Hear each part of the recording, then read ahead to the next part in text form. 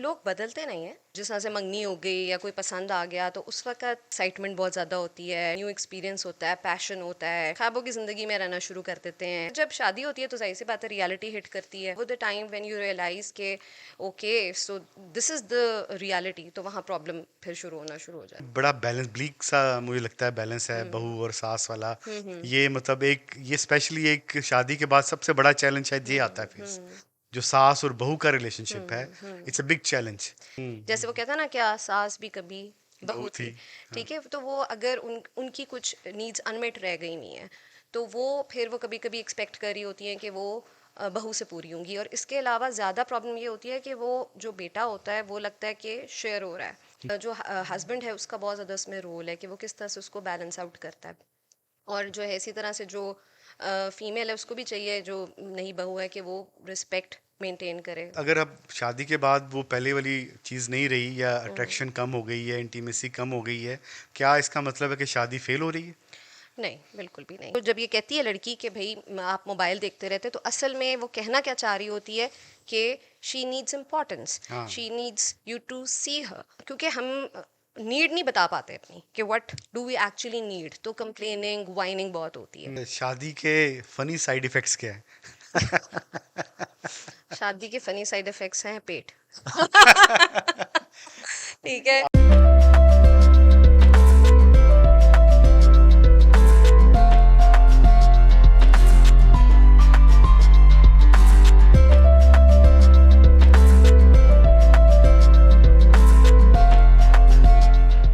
अस्सलाम वालेकुम। आज एक निहायत ही इंटरेस्टिंग टॉपिक पे हम दोबारा से आपकी खिदमत में हाजिर हुए हैं health and life Pakistan channel पे। आज का जो टॉपिक है, अगर आप शादीशुदा हैं तो आपके लिए निहायत ही मुस्कुरा रहे होंगे आप इसको देख के, और अगर आप शादी प्लान कर रहे हैं तो भी आप नर्वस होने वाले हैं, क्योंकि आज का जो टॉपिक है वो है शादी के साइड इफ़ेक्ट्स। जी हाँ, आपने सही सुना। जैसे दवाइयों के साइड इफ़ेक्ट्स होते हैं, ऐसे ही आजकल शादी के भी कुछ साइड इफ़ेक्ट्स होते हैं। तो आज इसी इंटरेस्टिंग टॉपिक को डिस्कस करने के लिए हमने अपने स्टूडियो में दावत दी है। हम ज़्यादा टाइम अभी इंट्रोडक्शन में नहीं लगाएंगे, क्योंकि आप लोगों की भरपूर फरमाइश पे हमने पहली पॉडकास्ट में भी आई थी आप हमारे पास, और नहायत ही अच्छी रही। आप लोगों ने बड़ा अप्रिशिएट किया और बड़े अच्छे व्यूज़ आए हमारे। तो आज हमने आपकी भरपूर फरमाइश पे, वो कहते हैं ना कंपनी की भरपूर फरमाइश पे, दोबारा से दावत दी है मिस शफक सईद को। क्लिनिकल साइकोलॉजिस्ट हैं, और जो मैरिज एंड कपल जो है थेरापी है, और इस पे बहुत ज़्यादा इनकी एक्सपर्टीज़ हैं। ये डील करती हैं डेली बेसिस पे रिलेशनशिप्स को और मैरिज इश्यूज़ को। तो आज इनसे हम डिस्कस करते हैं कि शादी के साइड इफ़ेक्ट्स क्या होते हैं और इसको कैसे मैनेज किया जा सकता है। अस्सलाम वालेकुम। वालेकुम अस्सलाम। कैसी हैं मिस शफक आप? अल्हम्दुलिल्लाह ठीक ठाक, आप सुनाएं कैसे हैं? Welcome back. Thank you, thank you. तो मुझे ये बताइएगा कि ये शादी के साइड इफ़ेक्ट्स ये क्या होते हैं, क्या टॉपिक है? और देखें, एक तो शादी लव मैरिज होती है, ठीक है ना, जी जी। जिसमें आप इंडिविजुअल्स दो आपस में अंडरस्टैंडिंग होती है।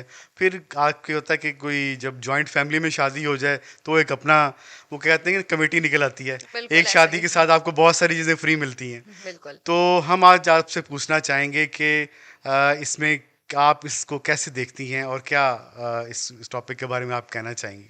जी, शादी एक लाइफ का बहुत बड़ा ट्रांजिशन है।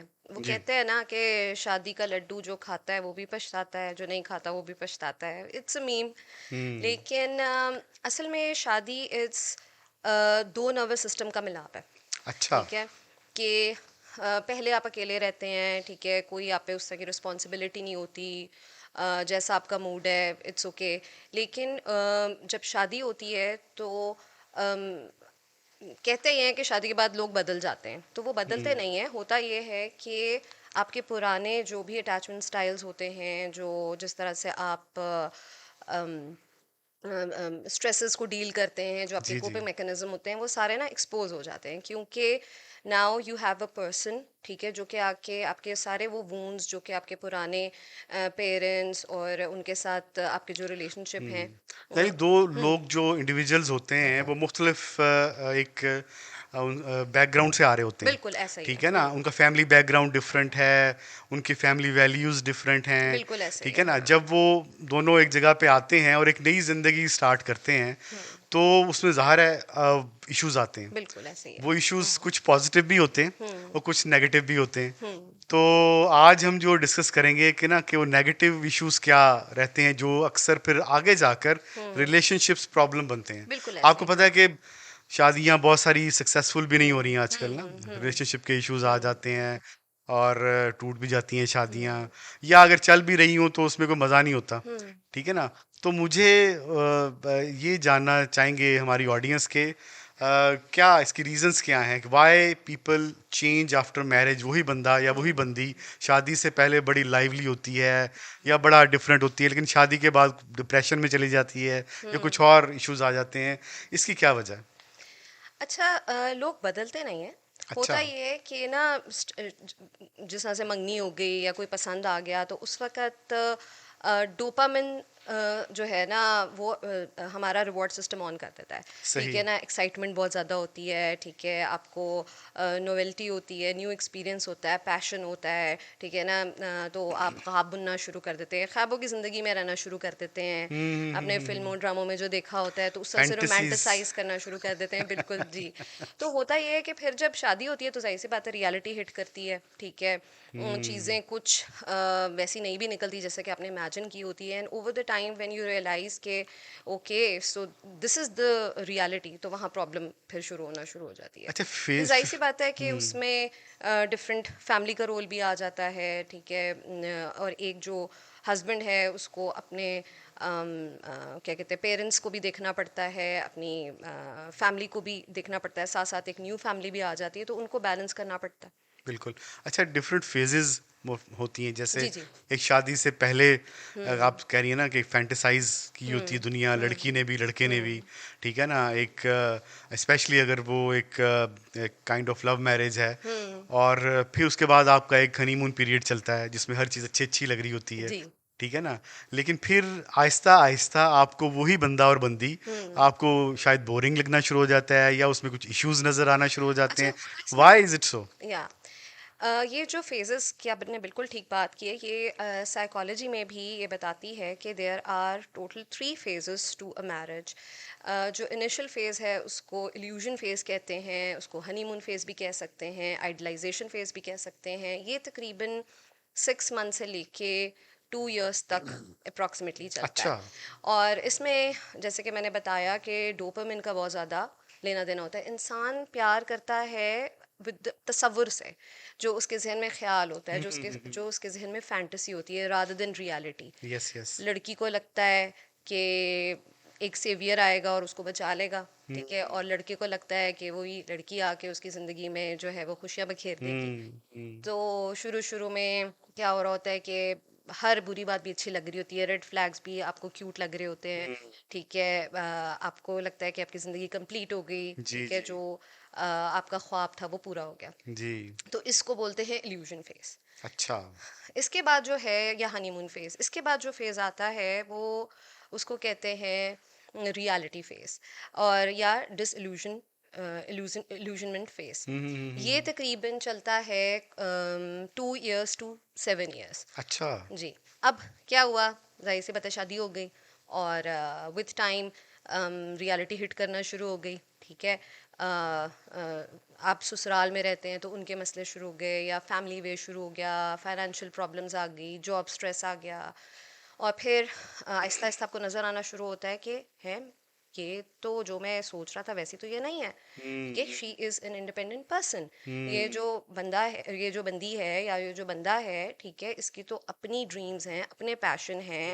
ये सोता है तो ये खराटे मारता है जो कि पहले प्यारे लग रहे थे। ठीक है ना, और अब रातों को नींद नहीं आ रही है। जी। ठीक है, और ये जो ब्रश करता है तो पेस नीचे गिरा देता है। ठीक हम्म। है, एसी का टेम्परेचर जो है वो एक को हाँ। ज़्यादा बिला वजह ठंड की लगती है, बातों पे बिल्कुल लड़ाई छोटी हो रही छोटी होती बातों पे लड़ाइयाँ होना शुरू हो जाती है। ठीक है, यही वो फेज है कि जिसमें मेरे पास ज़्यादा लोग आते हैं, अच्छा। क्योंकि इस फेज में लोगों को लगता है कि ये they start getting irritated yes from each other. Yes बिल्कुल। ठीक हम्म। है, गुस्सा आना शुरू हो जाता है और लगता है कि भाई तुम तो वो नहीं हो कि हाँ जो कि मेरी ख्वाबों की रानी थी, हाँ हाँ। या तुम नहीं हो जो कि शहजादे जिसके थे। बारे में मैंने सोचा था। बिल्कुल।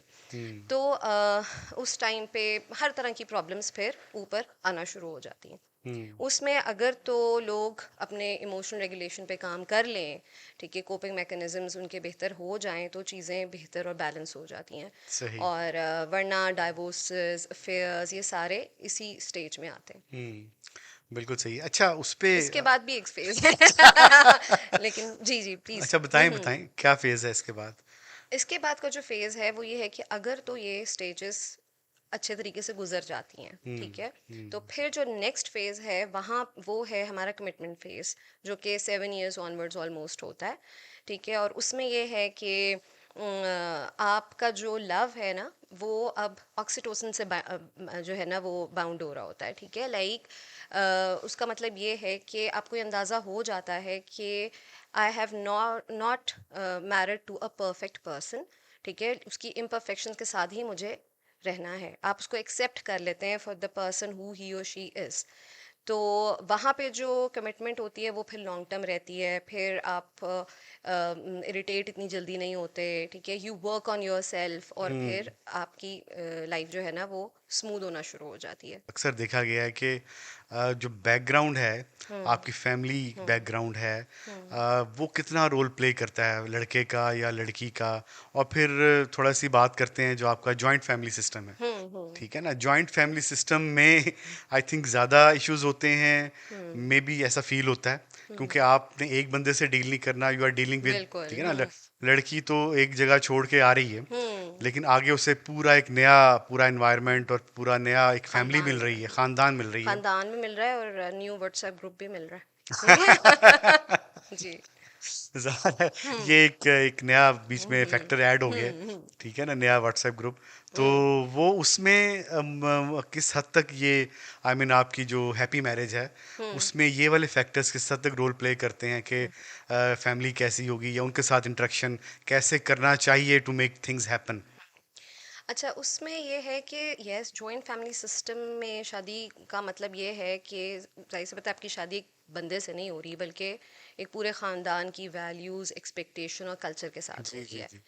तो ठीक है, सपोर्ट भी बहुत हो सकती है जॉइंट फैमिली सिस्टम की, लेकिन अगर उसमें बाउंड्रीज़ की रिस्पेक्ट नहीं की जाए, जो एक नया फैमिली स्ट्रक्चर बनने लगा है उसकी, तो फिर वो ज़्यादा स्ट्रेसफुल चीज़ बन जाती है, ठीक है ना। तो वो एक स्ट्रेस सिस्टम ज़्यादा बन जाता है, ठीक है।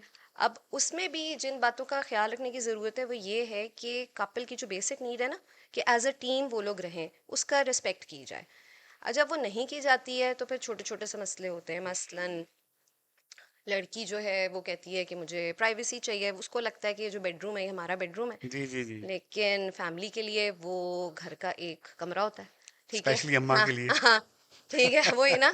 तो इसी तरह से वो कहती है मुझे स्पेस चाहिए, तो कहा उसे जाता है कि नहीं, तुम तो हमारी बेटी हो। और बेटी हम्म। जब कहती है कि मुझे चाय बना दें सास, तो फिर सास कहती है कि तुम तो बहू हो, बहू। ठीक है। तो वो जो है ना, ये एक स्ट्रगल फिर चलती रहती अच्छा, है। एक बड़ी इसमें बड़ा बैलेंस ब्लीक सा मुझे लगता है बैलेंस है हम्म। बहू और सास वाला। हम्म। ये मतलब एक ये स्पेशली एक शादी के बाद सबसे बड़ा चैलेंज शायद ये आता है फेस, हम्म। जो सास और बहू का रिलेशनशिप है। Hmm. It's a big challenge. उसमें भी बात ये है कि जो सबसे कपल बड़ा जब साइड इफेक्ट ये लगता है मुझे। हाँ जी, बिल्कुल। इसमें इसमें मसला यही है ना कि देखिए, नया नई जो आनी है उसको अगर तो हेल्प और सपोर्ट की जाए to build her own family, तो चीज़ें आसान हो जाती है। लेकिन होता ये है कि जो जैसा हम कह रहे हैं कि सास हैं या ससुर हैं या जो भी हैं, उनकी अपनी अगर कोई पुराने इश्यूज हैं, ठीक है ना, अनरिजॉल्व इश्यूज हैं, जैसे वो कहता है ना, क्या सास भी कभी बहू बहू थी। थी, हाँ। ठीक है। तो वो अगर उनकी कुछ नीड्स अनमेट रह गई नहीं है, तो वो फिर वो कभी कभी एक्सपेक्ट कर रही होती हैं कि वो बहू से पूरी होंगी। और इसके अलावा ज़्यादा प्रॉब्लम ये होती है कि वो जो बेटा होता है वो लगता है कि शेयर हो रहा है, जी जी ठीक है, जी। विद वो। लेकिन उसमें भी वो जो आप कह रहे हैं ना कि बैलेंस, जो हस्बैंड है उसका बहुत ज़्यादा उसमें रोल है कि वो किस तरह से उसको बैलेंस आउट करता है। और जो है इसी तरह से जो फीमेल है उसको भी चाहिए, जो नई बहू है, कि वो रिस्पेक्ट मेंटेन करे। तो हम्म। वाकई एक नहायत ही ये सेंसिटिव सी सेंसिटिव। सिचुएशन हो जाती है जी। अच्छा, जॉइंट फैमिली सिस्टम की थोड़ी सी बात की हमने कि एक नया बिल्कुल स्पेशली लड़की के लिए एक नई बिल्कुल एनवायरनमेंट फेस करनी पड़ती है और वहाँ से शायद इश्यूज ज़्यादा क्रिएट होते हैं when you move into a new family. और वहाँ से फिर सास बहू की स्पेशली एक चपकलिश कई जगहों पे शुरू हो जाती है, जो कि हमने मतलब एक मेजर साइड इफ़ेक्ट आप कह लें, जो कि फेस करना पड़ता है थ्रू आउट द लाइफ। आप ये इसकी मेन रीजंस क्या हैं, क्यों ऐसे होता है, और इसमें दोनों पार्टीज का कितना रोल होता है? आपके पास जो कुछ क्लाइंट्स रिपोर्ट करते हैं, what kind of issues are there which trigger these things? Okay. हाँ जी, ये हमारे जो साउथ एशियन कल्चर है उसमें ये हाँ। जॉइंट फैमिली सिस्टम है वो डिफरेंट है वेस्ट से, ठीक है। तो यहाँ पे ये प्रॉब्लम होती है कि जो इन लॉज हैं ना उनके अगर वो बाउंड्रीज नहीं देते to the new family structure तो ये प्रॉब्लम ज़्यादा राइज करती हैं, हम्म। ठीक है। और जो मेल है वो सोचता है हस्बैंड कि मैं अगर सास को मतलब अपनी माँ को ज़्यादा टाइम दूंगा या मैं उनकी बातें मानूंगा तो बीवी माइंड कर जाएगी, और हम्म। बीवी का करूंगा तो जो है मेरे घर वाले माइंड कर जाएंगे। जी। तो यहाँ पे पहली बात ये कि घर वालों को भी समझना चाहिए कि जाहिर सी बात है कि अगर नई नई शादी हुई हुई है या फिर लेट भी हो गई है तो they are a separate family structure, उनको प्राइवेसी फराहम की जाए, ठीक है, उनको थोड़ी ऑटोनमी फराहम की जाए, उनकी बेसिक नीड्स का ख्याल रखा जाए। दूसरा ये कि जो हस्बैंड एंड वाइफ है उनको as a team as an alliance काम करने की ज़रूरत है, ठीक है। मेन ये बहुत इंपॉर्टेंट है। असल में प्रॉब्लम तब ज़्यादा होती है जब हस्बैंड खुल के वाइफ के साथ भी कम्युनिकेशन नहीं करता, ठीक सही। है। और वो ये जो लाइन होती है ना कि मैं न्यूट्रल हूँ, तुम देख लो तुमने क्या करना है, दिस इज़ वेरी डेंजरस। अच्छा। सो उसको लीडर बनाया गया हुआ है, तो इस हम्म। वजह से इस्लाम में उसको कवाम कहते हैं, ठीक है। हम्म। तो उसका ये काम होता है कि उसने दोनों चीज़ों को मैनेज करना है और टेक्निकली लेके चलना है। हम्म। इसी तरह से फिर शुरू में उसका रोल है, लेकिन फिर वाइफ का भी काम है कि वो भी उसके घर वालों की रिस्पेक्ट करे, हाँ। ठीक है, और अपना रोल अदा करे। क्योंकि यही जॉइंट फैमिली सिस्टम जो है वो स्ट्रेंथ भी बन जाता है अगर जो एग्जैक्टली। सास हैं और जो ससुर हैं वो अच्छे तरीके आपके से रिलेशनशिप्स रिस्पेक्टफुली, अगर अच्छे हैं, बिल्कुल, तो वो जो है स्ट्रेंथ भी बन हंड्रेड जाता है परसेंट तो क्योंकि नहीं हो सकते, बट एटलीस्ट 70-80% मैनेज किए जा सकते हैं। बिल्कुल किए जा सकते हैं। मैंने देखे हैं लॉज जो कि बच्चों का भी हेल्प कर रहे होते हैं, ग्रैंड हाँ। किड्स उनको खुश कर रहे होते हैं, वो ग्रैंड किड्स का भी ख्याल रख रहे होते हैं, वो जॉब्स उस तरह से अच्छा, करके। आपके पास क्लाइंट्स आते जी होंगे, जी बिल्कुल। ज़्यादा ये जो इश्यूज हैं ये अरेंज्ड मैरिज में आते हैं इश्यूज या लव मैरिज में होते हैं, ये अच्छा। बताइए। ये बड़ा आपने सना ट्रिकी सा क्वेश्चन किया है। लेकिन मेरा अपना ये ख्याल है कि वो इतना शायद मैटर नहीं भी करता, डिपेंड ये करता अच्छा। है कि लव में ये होता है कि एक्सपेक्टेशंस बहुत ज़्यादा होती हैं लोगों की ना।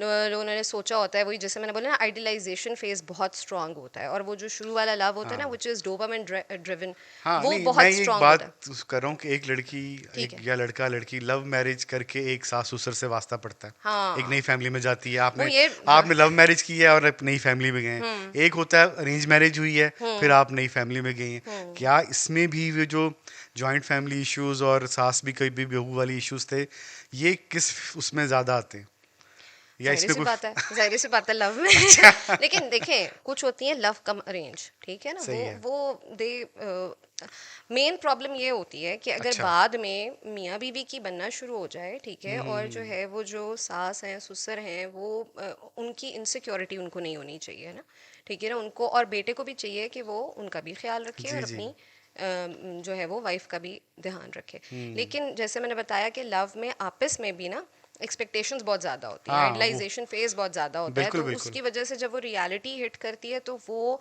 जब डिप्स आते हैं ना तो दे फील कि ओह हमारा प्यार ख़त्म हो गया, ठीक है ना, अब हाँ, तो ये वो वाला, ही अब तो तुम मेरा मुझसे। नेक्स्ट क्वेश्चन यही था हाँ। आपसे कि ओवर द टाइम, हम्म शुरू में तो होता है आप शादी से पहले बहुत अच्छे हम्म थे, टाइम भी हम्म देते थे, ये भी करते थे, वो हम्म भी करते थे, गिफ्ट्स भी देते थे। हम्म बाद में शादी के बाद अक्सर कंप्लेंट यही होती है हम्म कि अब आप बदल गए हैं, आप हम्म टाइम नहीं देते, आप क्या होता है वो, आप क्या प्यार कम हो जाता है या क्या, इसके इशू क्या होता है?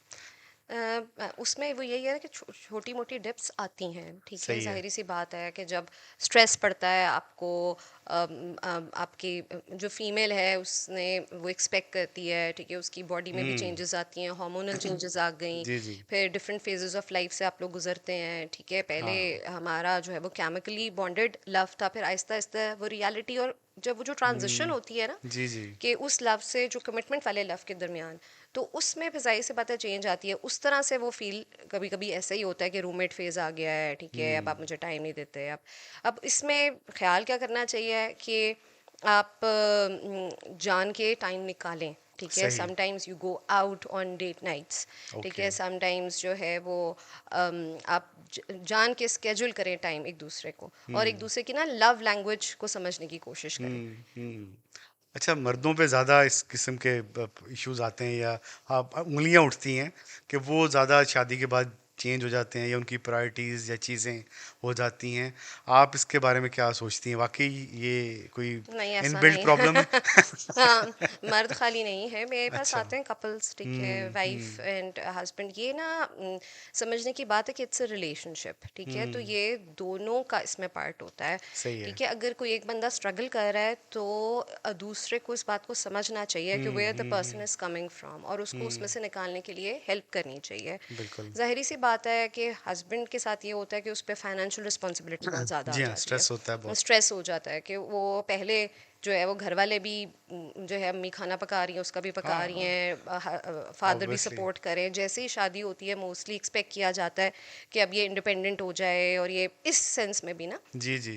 कि सारा कुछ वो करे। फिर खुद साथ करें। ही वो पोता मांगा जाता है या पोती मांगी जाती है, हम्म। उसमें फिर ये होता है कि समझ ही नहीं आ रही थी उसी दौरान जो है वो जी जी। आप फैमिली वे पे भी चले जाते हैं। अब उसमें फिर उसने उन चीज़ों को भी देखना है, और तो इस हिसाब से दे नज़र ये आता है कि दे आर सफरिंग मोर, यानी कि मेरा ख्याल है कि कि अगर प्रॉब्लम्स अगर दोनों साइड पे जी आती जी। हैं, बस एज अ टीम काम करना चाहिए और दूसरे की साइन लैंग्वेजेस समझनी चाहिए और हाँ, दूसरों को इट हेल्प मीन्स करनी के चाहिए। अगर अब शादी के बाद वो पहले वाली चीज़ नहीं रही या अट्रैक्शन कम हो गई है, इंटीमेसी कम हो गई है, क्या इसका मतलब है कि शादी फेल हो रही है? नहीं, बिल्कुल भी नहीं। मैंने बोला ना जैसे कि थोड़ी बहुत वो डिप्स आ जाती हैं। अब उसमें भी डिपेंड करता है कि क्या वाक़ई कुछ प्रॉब्लम्स हैं जो कि ये लोग फेस करें। कभी-कभी जो जैसे मैंने बताया ना जो सेकंड फ़ेज़ है, जो कि रियलिटी चेक वाला फ़ेज़ है, उसमें कभी-कभी ये होता है कि प्रॉब्लम्स थोड़ी ज़्यादा हो जाती हैं। मसलन जो है वो अक्सर फीमेल्स कहती हैं कि ये ना मोबाइल देखते रहते हैं, मुझे टाइम नहीं देते। जी जी। तो समझने की बात है कि they are four basic needs जो कि हर एक एडल्ट इंडिविजुअल की होती है when they enter into marriage, जिनमें से फर्स्ट इज़ ऑटोनमी। ऑटोनमी का मतलब है कि अपनी मर्जी चाहना, ठीक है, अपनी इंडिपेंडेंस चाहना। दूसरी होती है सिक्योरिटी, ख़ास तौर पे फीमेल्स को हाँ। Physical, emotional and psychological safety बहुत ज़्यादा रिक्वायर्ड होती है। जी। और इसी तरह से एप्रिसिएशन और डोमिनेंस, ठीक है। तो जो जब ये कहती है लड़की कि भाई आप मोबाइल देखते रहते, तो असल में वो कहना क्या चाह रही होती है कि शी नीड्स इम्पोर्टेंस, हाँ। She needs you to see हर। तो ऐसे में इसी चीज़ों का, क्योंकि हम नीड नहीं बता पाते अपनी कि what do we actually need, तो कंप्लेनिंग वाइनिंग बहुत होती है। हम्म। यहाँ पे ही मेरा रोल ये होता है कि मैं उन्हें आइडेंटिफाई करवाती हूँ कि आप लोगों के स्टाइल्स क्या हैं, अटैचमेंट स्टाइल्स क्या हैं, आप लोगों की बेसिक नीड्स पीछे क्या छुपी हुई हैं। और rather than complaining and whining and blaming, it's better to understand कि what your need is, and उस नीड को आप खुद आइडेंटिफाई करें, और जो है ना वो नीड फिर दूसरा भी आइडेंटिफाई करे और उसको ठीक करने की कोशिश करें। शादी कोई भी हो, अरेंज हो या लव मैरिज हो, कंप्रोमाइज जो है वो करना पड़ता है। किसी में ज़्यादा, कहीं पे कम, ये डिपेंड है। क्या कंप्रोमाइज एक is a kind of psychological suppression? कि अक्सर कंप्लेन होती है, मैं ही क्यों कंप्रोमाइज़ करूं? ठीक है ना, मैं ही हर चीज़ में क्यों कंप्रोमाइज़ करूं? वो आप और लोग क्यों नहीं कर सकते? वाई ये क्या फिनोमेना है? इसको ये होता है ना? जी, हाँ जी, ये जो है ना बहुत सारे लोग शादी से डरते भी इसलिए हैं क्योंकि शादी को इस तरह से दिखाया जाता है कि यार बस अब ऐसा फेज शुरू होने लगा है कि कॉम्प्रोमाइज़ ही कॉम्प्रोमाइज़ है, तुम्हारी आज़ादी छिनने लगी है। पहले तो हाँ। तुम दोस्तों के साथ खेलते रहते फिरते रहते थे, जाते रहते थे, खेलते थे, तो अब नहीं, अब तुम्हें भी कॉम्प्रोमाइज़ करने पड़ेगा। लड़की को भी ये समझा के भेजा जाता है कि भाई अब बस नहीं, ये जो होता है है ना। कि शुरू शुरू में तो खवातीन बड़ी वो होती हैं, क्या कहते हैं, बाअदब और ये वो, फिर आहिस्ता आहिस्ता उनको भी अपनी जो है ना आइडेंटिटी और लिबर्टी या थोड़ा उस पे आना शुरू हो जाता है। देन दे स्टार्ट कंप्लेनिंग कि व्हाई शुड आई कॉम्प्रोमाइज, मैं ही करूं और ये करूं। तो ये किस हद ये तक। चीज ये होती है पावर स्ट्रगल्स, और ये पावर स्ट्रगल्स शुरू होती हैं सेकंड फेज में ही ना। ओके। ठीक है कि जैसा वो कहते हैं ना, अपना वो आजकल आया हुआ भी है कि अपना खाना खुद गर्म करें, हाँ ये वाली हाँ जो चीज़ है, या फिर ये टॉवल जो है गीला क्यों फेंका हुआ है, उठाओ। तो हाँ। ये this is not about the things, ठीक है, छोटी छोटी चीज़ों की बात ये नहीं होती है, ठीक है, लेकिन असल में लेकिन ये पीछे चीज बढ़ रही है। पहले मैरिजेस सक्सेसफुल तब भी चली जाती थी, किसी ना किसी हद तक दोनों चीजें कंप्रोमाइज करके चलती रहती थी। लेकिन अब शायद मीडिया पे एक्सपोजर की वजह से इस ज्यादा वो हो गया है, और एवरीबडी वांट्स हिज और हर स्पेस, तो उस वजह से ये कंप्लेंट्स बढ़ती जा रही हैं। और अब वो जो आपने जैसे क्वेश्चन किया था कि कॉम्प्रोमाइज करना और सप्रेशन में क्या डिफरेंस है, अब सप्रेशन यही होती है कि नीड जो आपकी है ना, कि मतलब आप चाहते हैं कि you want to be heard, you want to be appreciated, उसको आप दबा दें। आप बताएं ना, बोलें ठीक है कोई बात नहीं, मैं कुर्बानी देती हूँ, मैं कुर्बानी देती हूँ, या मैं कुर्बानी देता हूँ। जब आप ये करते जाते हैं ना, अपनी नीड्स को खुद भी आइडेंटिफाई नहीं करते और आप अगले को भी नहीं बताते, फिर ये इसको बोलते हैं सप्रेशन। और जब आप ओके। इमोशनल सप्रेशन आपकी चलती रहती है, तो प्रॉब्लम ये होती है कि एक पॉइंट पे आपकी बस हो जाती है, ठीक है, क्योंकि साइकोलॉजिकली आपकी जो बॉडी है ना, वो एक पॉइंट से ज़्यादा उसको बेयर नहीं कर सकती है। अच्छा, ये जो कॉन्टिन्यूस सप्रेशन है, ये लेटर स्टेज पे अक्सर मेंटल डिसऑर्डर्स में भी कन्वर्ट हो जाती है। बिल्कुल मेंटल डिसऑर्डर्स में कन्वर्ट हो जाती है। फिर कभी कभी एकदम जिस जो आपने बात की कि फीमेल्स एकदम कंप्लेनिंग फिर शुरू कर देती हैं, या जिन जो भूत भी है आ वो, जाते हैं। हाँ, जिन जिन भूत भूत भी भी आ जाते हैं। जिन भूत एक्चुअली इट्स कन्वर्जन डिसऑर्डर, ठीक है, एग्जैक्टली। जिनको कहा जाता है कि इट्स नॉट जिन भूत मेनली, हाँ। कि वो अटैक्स होना शुरू हो जाते हैं, और वो भी वो एंड दे वो कोई ड्रामा नहीं होता, कुछ भी नहीं होता, इट्स जस्ट कि वो आपकी बॉडी की बस हो जाती है स्ट्रेस को बेयर करते करते। तो यहाँ सप्रेशन है। तो बर्नआउट टाइप ऑफ थिंग होती है जी, वो। सप्रेशन नहीं करनी चाहिए, लेकिन कॉम्प्रोमाइज़ का जो मैं मतलब लेती हूँ और बताती हूँ, वो ये है कि टू अंडरस्टैंड कि व्हाट योर पार्टनर नीड्स, उसके अटैचमेंट स्टाइल्स क्या हैं, उसकी लव लैंग्वेज क्या है, तो उस हिसाब से आप उसको डील करें तो चीज़ें काफ़ी बेहतर हो जाती हैं। शादी के फनी साइड इफेक्ट्स क्या है? शादी के फनी साइड इफ़ेक्ट्स हैं पेट।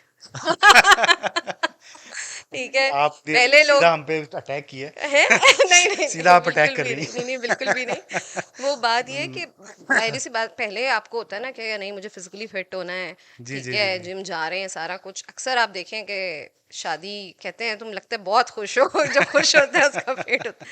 नहीं नहीं, दीज थिंग्स असाइड, शादी के फनी साइड इफेक्ट्स यही हैं कि जो छोटी मोटी लड़ाइयाँ होती हैं, ठीक है, बिला वजह की चीजों पे। बिला वजह की चीज़ों पे जो छोटी मोटी लड़ाइयाँ आग हैं। उसको थोड़ा सा एनालिसिस करें तो होता कुछ भी नहीं है। होता कुछ, वो होता सिंबॉलिक है ना, जी। ठीक है ना। मसलन ये कि तुमने लाइटें क्यों ऑन छोड़ दी, या फिर तुमने एसी का टेम्परेचर क्यों सही नहीं है, या फिर तो वो असल में नीड पीछे कोई और होती है, और जो है इन छोटी छोटी ट्रिवियल बातों पे वो लड़ रहे होते नीड हैं। बेसिकली एक्सप्रेस करना जो है ना, वो हमें नहीं आता। बिल्कुल ऐसा ही है। हाँ। पता है कि ये यही यही चीज़ है जिसको मैं ना लड़कों को ना लड़कियों ना को लड़कियों को, वो। लड़कों का ज़्यादातर लड़कों को समझाया जाता है कि भाई स्ट्रांग बनो। हम्म।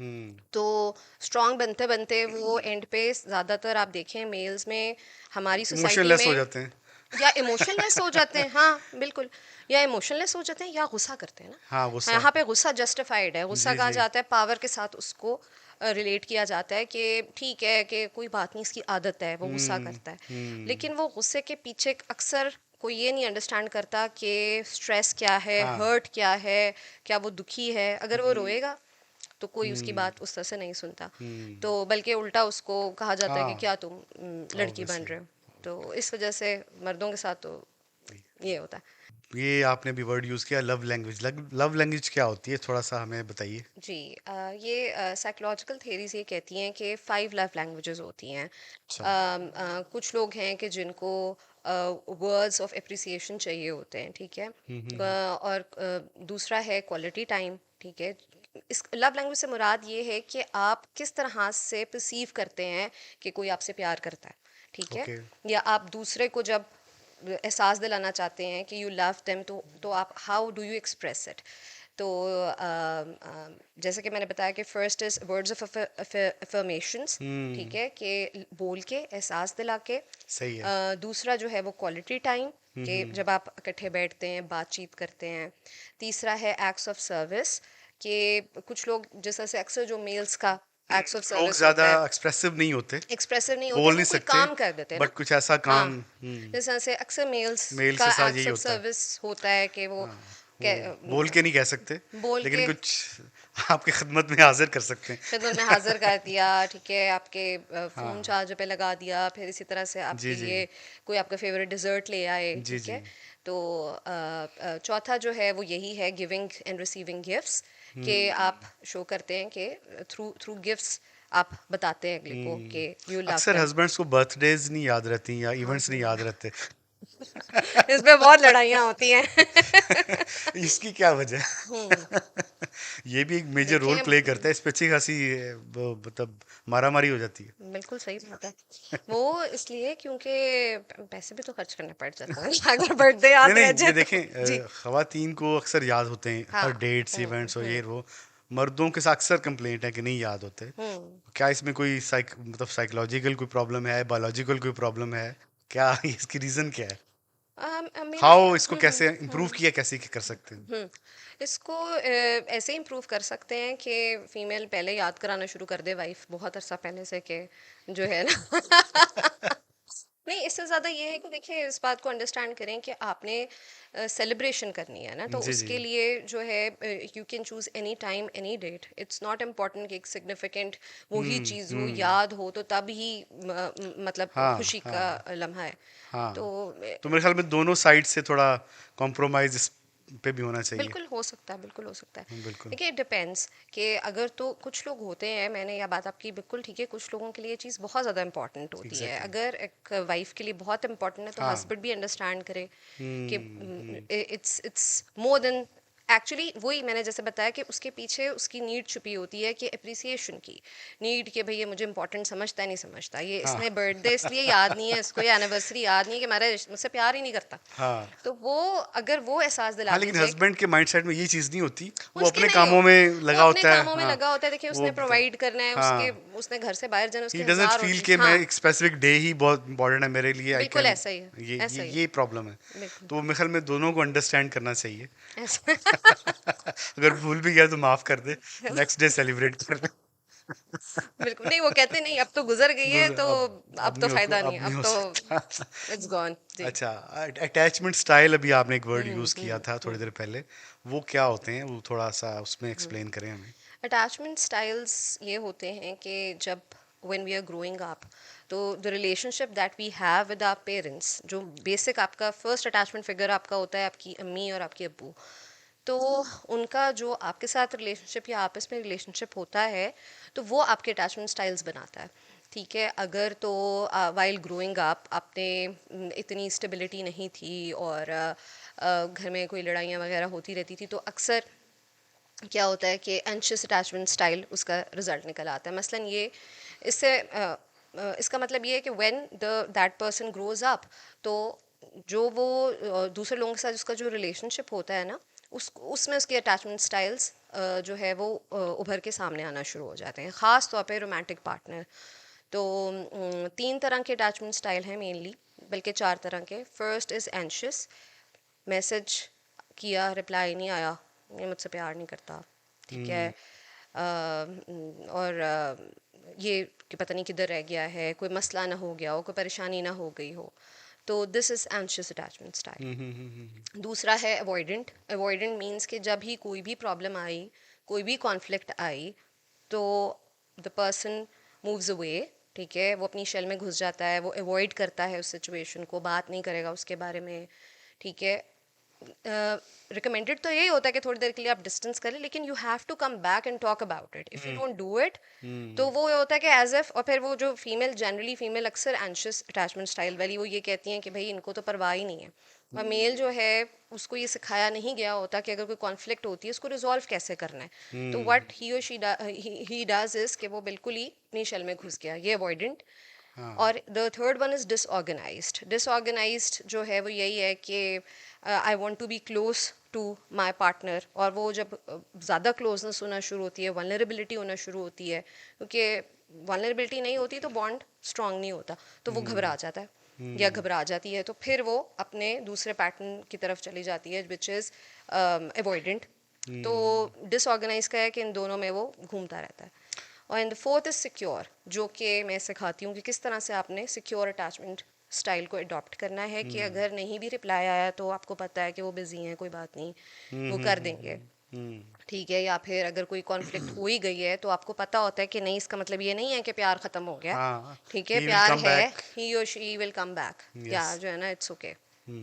अच्छा, बहुत सारी चीज़ें जो नए शादीशुदा जो बच्चे हैं जो कब शादी की तरफ जाना चाह रहे हैं, उनको ये एक फैंटेसी तो होती है, लेकिन स्पेशली उनको ये ट्रेनिंग या नहीं, ये नहीं सिखाया जाता कि आगे बच्चे भी होंगे, हम्म। और बच्चों के साथ चीज़ें बिल्कुल और डिफरेंट हो जाती हैं। हम्म।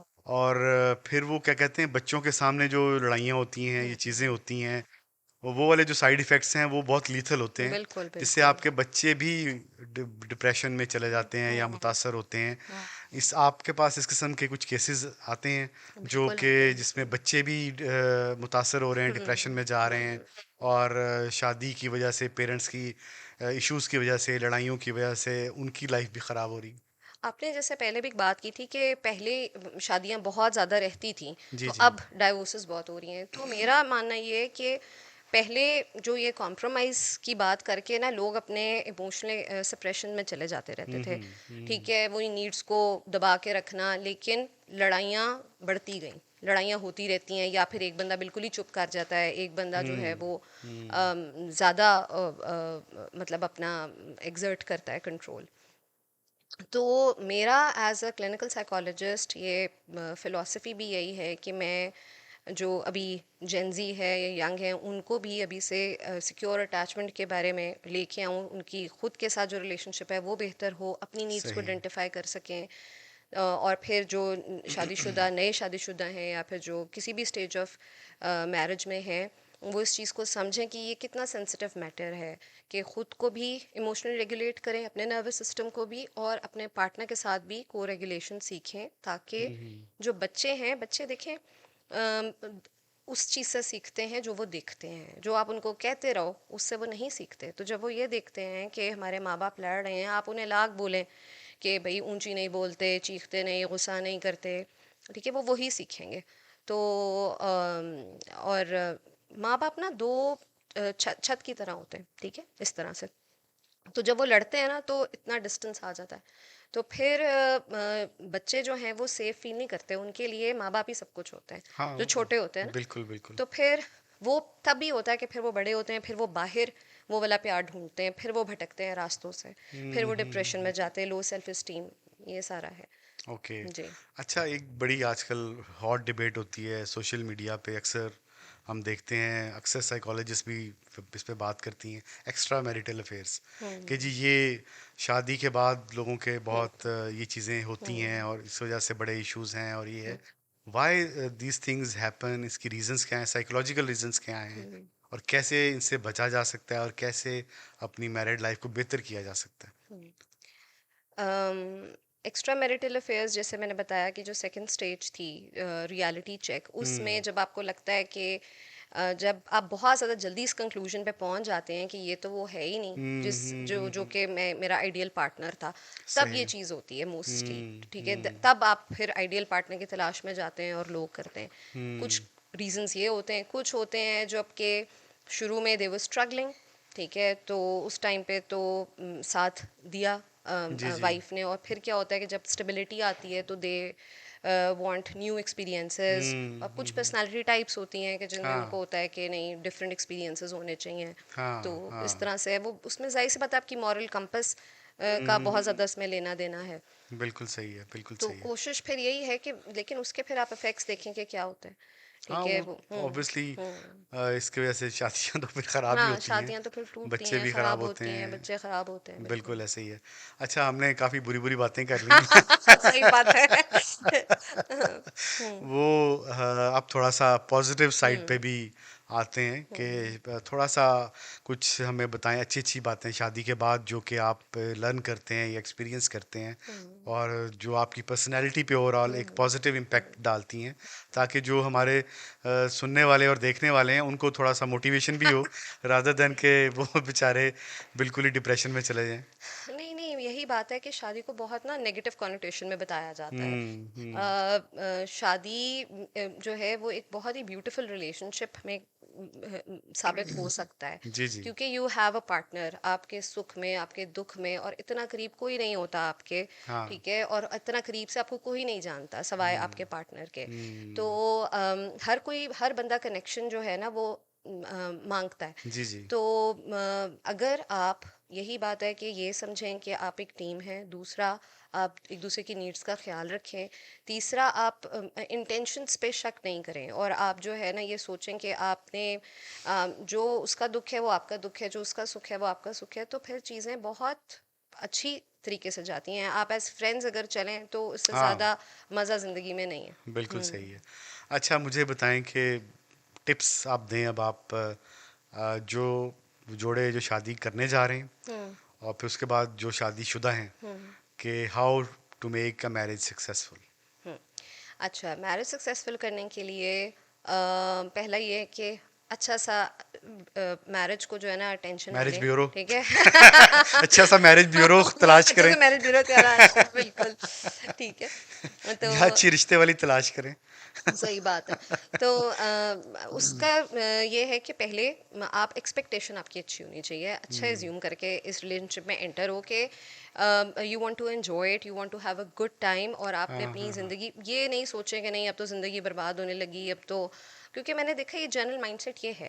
ठीक है, कि हाँ। भाई शेयर ज़्यादा नहीं करना, ज़्यादा बता नहीं देना, ये नहीं हो जाए वो नहीं हो जाए। उसकी बजाय अगर आप ट्रांसपेरेंट होते हैं तो बहुत मज़ा, जैसे मैंने हम्म बताया, ज़िंदगी में है। तो हम्म फर्स्ट स्टेप यही है कि एक तो अच्छी इंटेंशन के साथ और ओपन माइंडसेट के साथ इस रिलेशनशिप में एंटर हो। हम्म। दूसरा ये है कि अच्छा, ये उसमें हमारा कल्चर का भी बड़ा रोल है शायद। हमारा जो साउथ एशियन हम्म कल्चर है, hmm it's not related to religion, it's hmm related to the बिल्कुल ऐसा ही कल्चर है। Of this hmm South Asia. Hmm वो हमें फ्रेंडली होने नहीं देता। हम्म इसका भी एक खासा रोल है। उसमें यही बात है ना कि थोड़ी सी इमोशनल इंटेलिजेंस भी आपकी होनी चाहिए। जी। ठीक है, अब बुजुर्गों को आप नहीं उतना ज़्यादा समझा सकते या बता सकते हैं, उनकी रिस्पेक्ट करें, और अच्छा, ये बहुत ज़्यादा चीज़ें जी। लेटर स्टेज पे तो जो 30s प्लस 40s तक के कपल्स होते हैं उनको तो थोड़ा सा समझ आ हम्म जाती हैं, बट जो बेचारे यंग होते हैं ना उनको शायद they don't have that kind of experience या इमोशनली नॉट स्टेबल। हम्म वो ज़्यादा इस मेरे ख्याल में फील होते हैं अक्सर।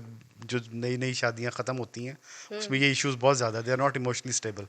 बिल्कुल ऐसा ही है। लेकिन अब वैसे मैं देख रही हूँ बहुत चेंज आ रहा है माशाल्लाह। अब की जो ये जो जेंजी है, अच्छा ये काफ़ी समझदार है। जी, आपने कहा कि बड़े आप इमोशनली स्टेबल हैं, they are quite aware, basically awareness उनमें ज़्यादा अवेयरनेस है। अवेयरनेस ज़्यादा है, और ये जो है ना स्टीरियोटाइप्स को हाँ, तोड़ने वाले हैं, गुड एग्जैक्टली। सेंस में भी। और सो थोड़ा सा इशू भी है, लेकिन मतलब वो ये सोचते हैं कि उन्होंने खुद भी स्टेबल होना है, और उन्होंने जो है वो आगे अपनी। और बोथ आर एक्टिव। हम्म पहले ये होता था मर्दों पे शायद ज़्यादा फाइनेंशियल बोझ और चीज़ें था, अब जो नए बच्चे बच्चियां आ रही हैं बिल्कुल। बोथ आर वर्किंग और तो सपोर्टिव भी शायद हैं एक दूसरे के। सपोर्टिव भी हैं, वो एज पार्टनर्स देते हैं। जो आपने जैसे कह रहे थे ना कि जो हम्म। बुजुर्गों वाला जो था कि भाई बहुत ज़्यादा फ्रैंक नहीं होना, बहुत ज़्यादा, हाँ तो वो हाँ। चीज़ है कि अब वो पहले तो ज़्यादा एक डिस्टेंस एक्सेप्टेंस होता आ। था मियाँ बीवी में भी और फैमिली में भी, हम्म अब्बा अम्मी बच्चों में भी एक डिस्टेंस होता था। हम्म हमारे अब्बा जान या हमारी उतने फ्री नहीं होते थे हमसे। हम्म तो अब शायद बेहतर वो